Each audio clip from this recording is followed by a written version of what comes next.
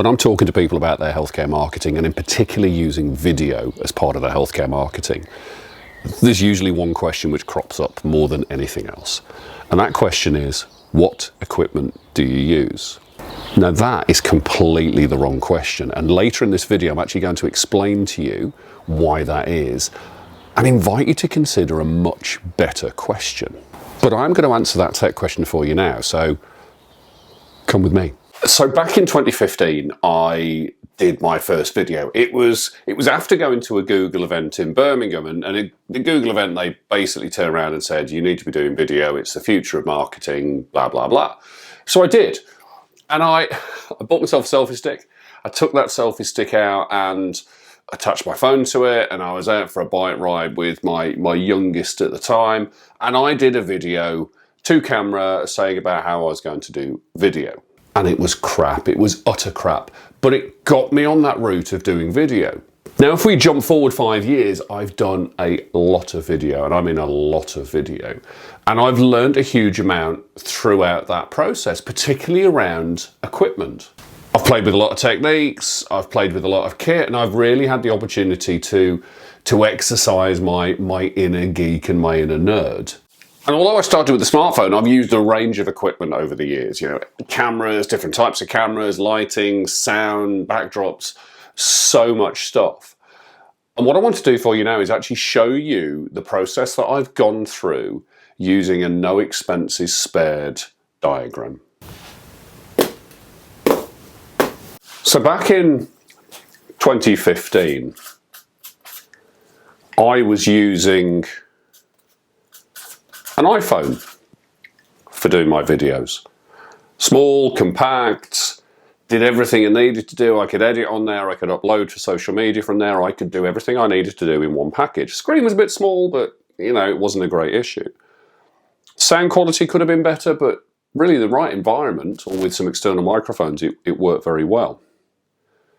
But I realized after a while that I needed more flexibility and more creativity. And as I was doing more videos, I started to get more into the creative side, creating different angles and creating different techniques and bringing them all together in different ways and different editing to really liven things up a little bit. And so that was when I realized that the camera my wife had bought me for my 40th birthday had HD video capability.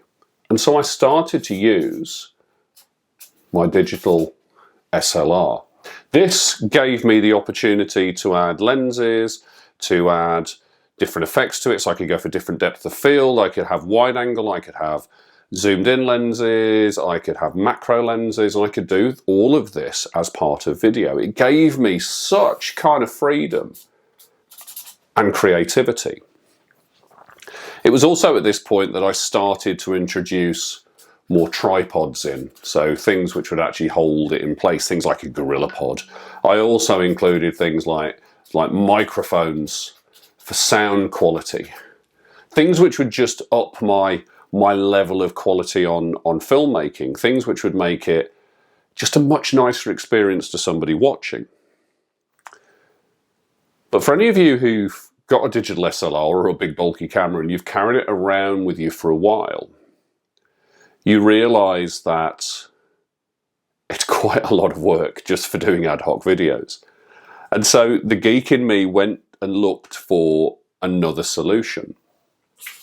And I came across the GoPro, which is a great small action camera, which allows you to do some really weird and interesting angles, to do time lapses, to do slow motion, to really exercise your creative freedom. The great thing was it was small and it was compact, and with the companion app on the phone, I could set it up in the corner of the room and still have control over the camera without having to be up in the corner of the room myself.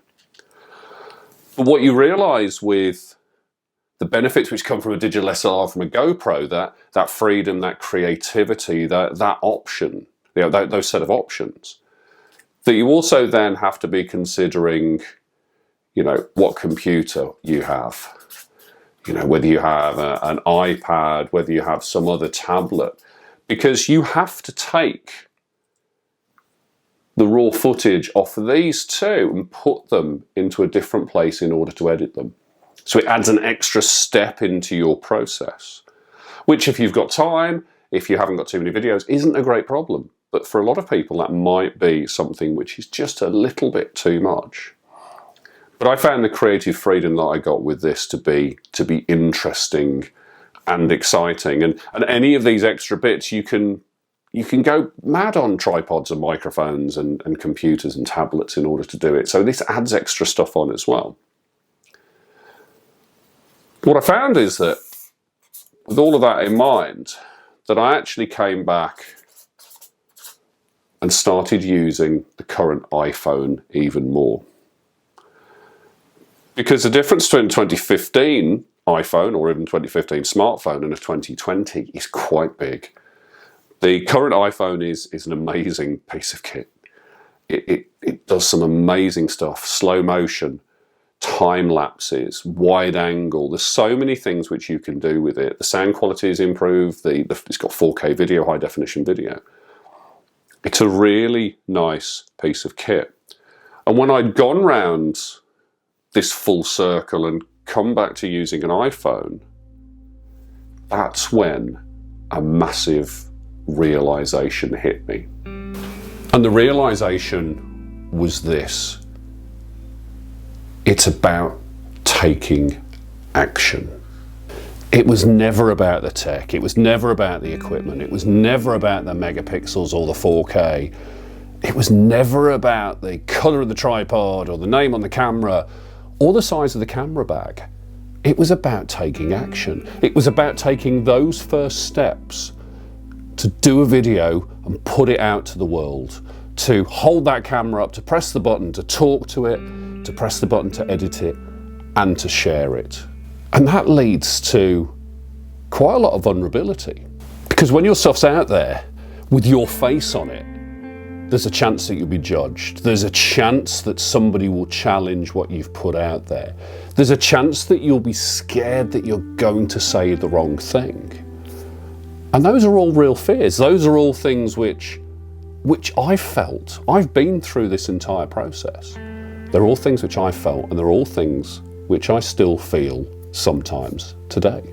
But when you ask about the tech, ultimately you're procrastinating. You're trying to put it off. You're trying to detract away from actually doing it and taking action. Because really you're looking for a reason to not do it. Because if you don't do it, you can't fail. You can't be judged on something that you didn't do. You can't fail something which you don't put out there. And the key is taking action.